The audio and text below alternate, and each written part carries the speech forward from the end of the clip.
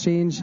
I believe it was initially inspired by, I think it was Mumford & Sons. Don't hold me on that, but it's definitely come from the artist perspective. People are really concerned about resellers getting a hold of their tickets and all of a sudden the $20 or $50 ticket selling for 10x, and that's bullshit. Like, certainly I'm not against capitalism. If people want to, there's a high demand and people are trying to sell tickets, there should be a vehicle to make that happen. But we wanted to create a platform that was fair, that was acknowledged by us. So if you show up at the gates with a ticket you bought on another secondary market or Craigslist, and the ticket doesn't scan, we either have to believe that you bought that ticket or we get scammed, right? And we ultimately want the best fan experience at the gate. So we encourage people to go to our website, and you can sign up at Light, and you can sell your ticket or you can buy a ticket. And it's based on market value. It's definitely going to be a lot cheaper than any of the higher tiered secondary markets. Fuck you, StubHub. And it's guaranteed by us. So we get your email. We know who you are.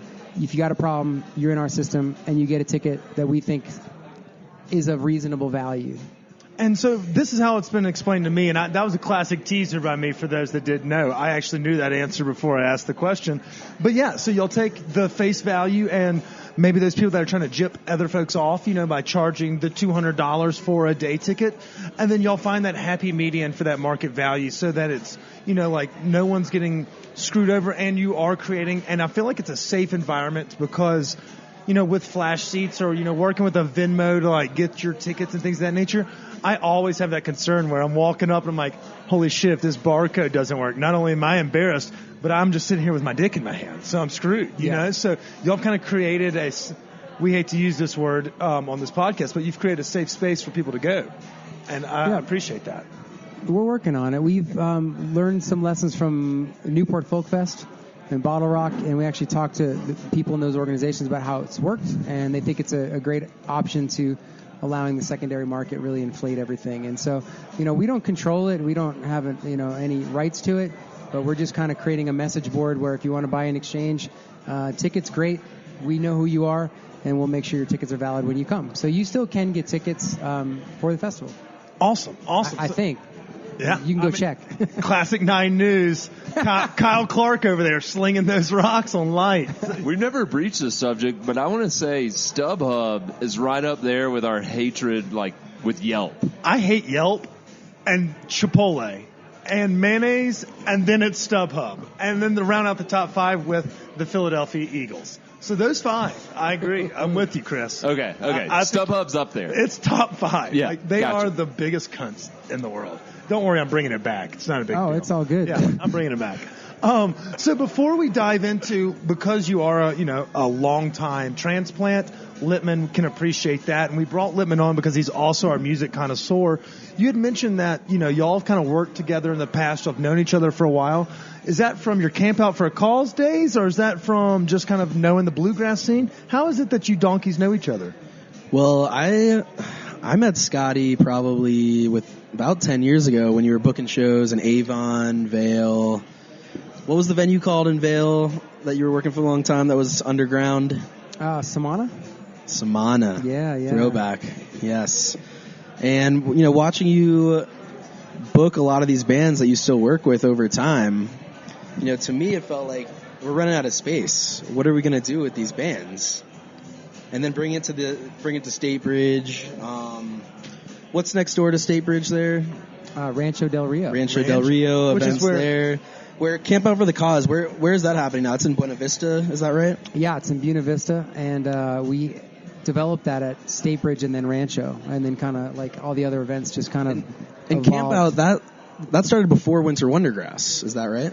Yeah, Camp Out's actually going into its 11th year. Wow. Awesome. And I know the mission for Winter Wondergrass and how the philanthropic side of things that you have it. How did Camp Out start? What made you begin there? Wait, did you start the Camp Out for the Cause are you the OG as well? Yeah. See, I hit that. I mean, first year I was here, I hit that. I didn't know you were behind. Did? Yeah. Oh, man. I mean, that's awesome. Special gathering, that one. Yeah. We had a big time. It's a really special, big time. Man.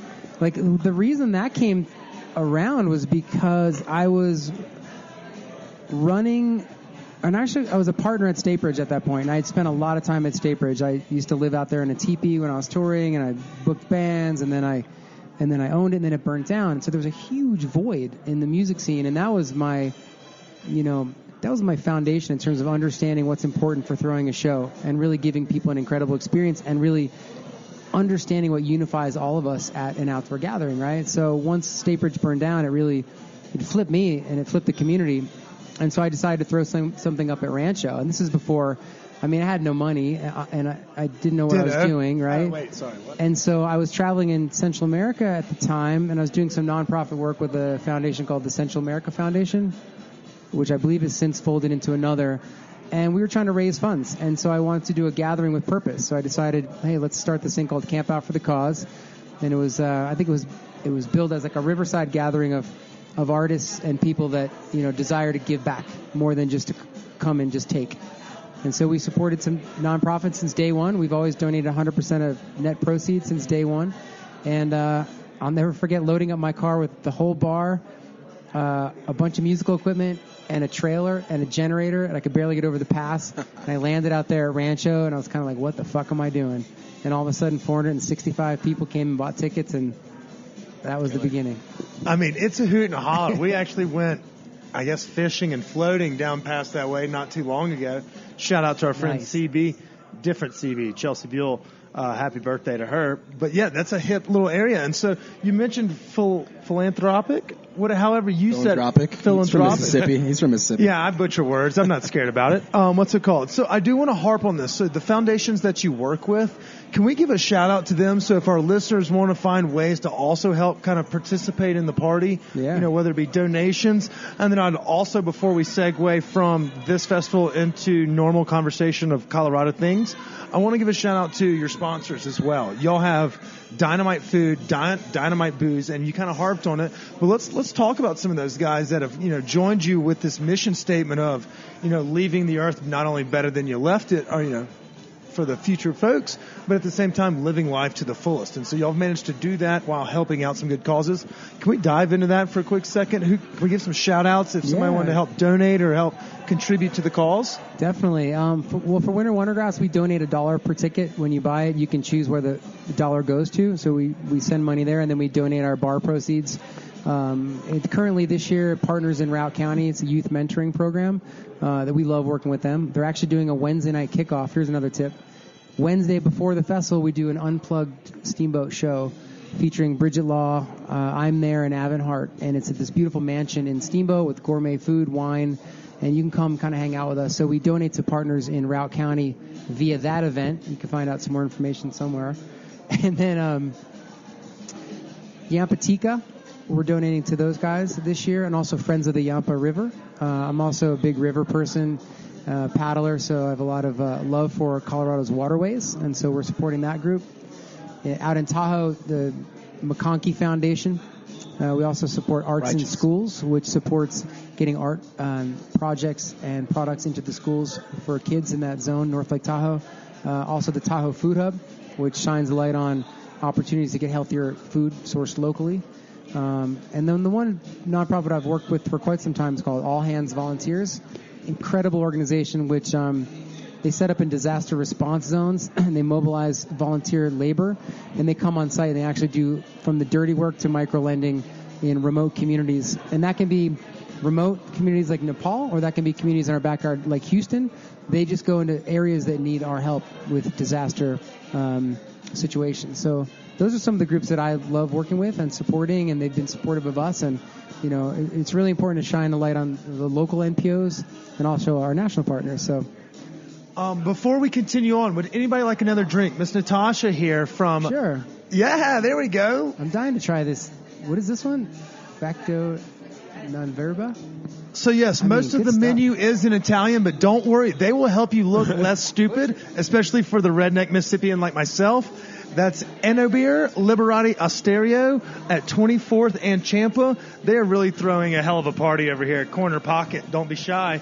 But at the same time, we do want to talk a little bit about, folks, we love food. We love booze. Those are probably two of our favorite things.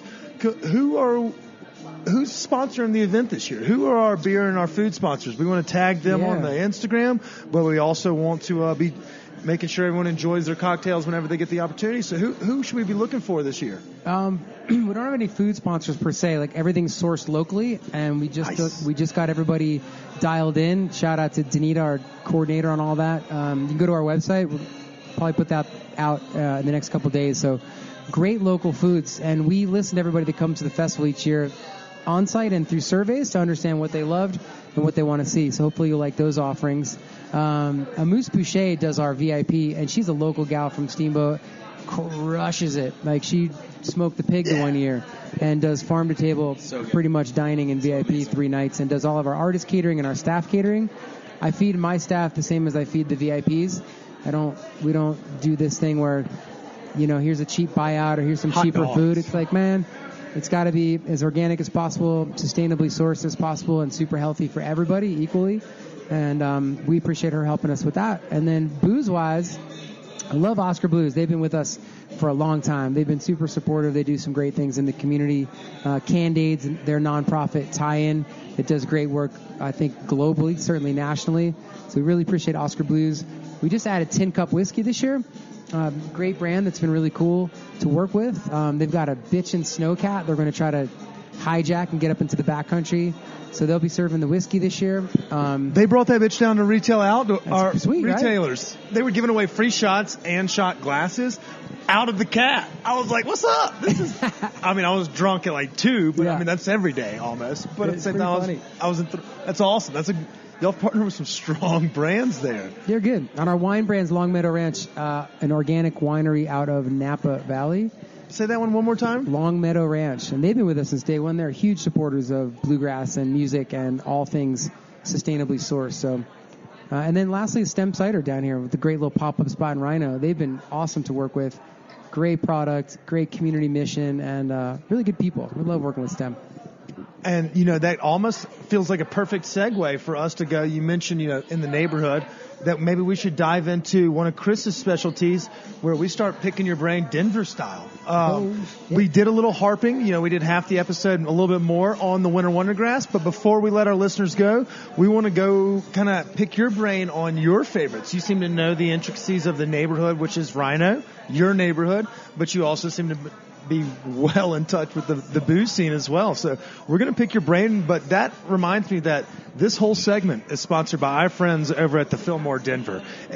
From this week on, we have The Roots, and because all of us will be up in the mountains this weekend catching bluegrass, we will be giving away tickets to The Roots at Fillmore Denver. So don't forget to go to our website, sign up for the newsletter, and we will be giving away tickets. Don't forget to go follow them on Instagram and Facebook at Fillmore DEN, and they will be giving away tickets as well. But probably the largest name to date, I would guess. Bring Me the Horizon was big, but The Roots this week, and then we have Meek Mill the following. So don't be shy. Go follow those folks because they're going to be giving away tickets to the 20th anniversary tour. But without further ado, I'm going to turn over this microphone and smoke cigarettes. So, Chris, from here on out, it's all you, brother. Oh, snap. All right. Well, first of all, before we get into some of your hot spots for food around town, what are some of the underground music scenes? Because we've had a few of our guests who have been they've shed new light on some of the Denver music scene. So what are some of your kind of favorite sleeper music spots around town? Well, that's a tough question. I'm working so hard on the shit all the time that I don't get out to explore underground spots here. Usually when I'm traveling around the planet, I'll actually have the time to go find these places. So I couldn't really give you my best insight on that. I just love going to the other side and hanging out, like Scotty Morrill and that crew down there. They do it right. They care about music. They care about people. So when I can sneak out, I usually go down and hang out the other side. It's one of my favorite go-tos. Time out, and I'm back from a cigarette. Surprise. You said you travel the world, and then you're also working all the time. Favorite non-Colorado venue that you see that can rival our home of Red Rocks? Is there an outdoor venue you've caught outside the country that can rival what we do? There's one place that I went to, and I didn't get to see a concert. I was on a remote island off the coast of Turkey, and it was an island that was It was developed by the Greeks in their heyday before it turned over to the Romans. And I stumbled across this tiny amphitheater that overlooked the, I forget the sea. It's on the turquoise coast.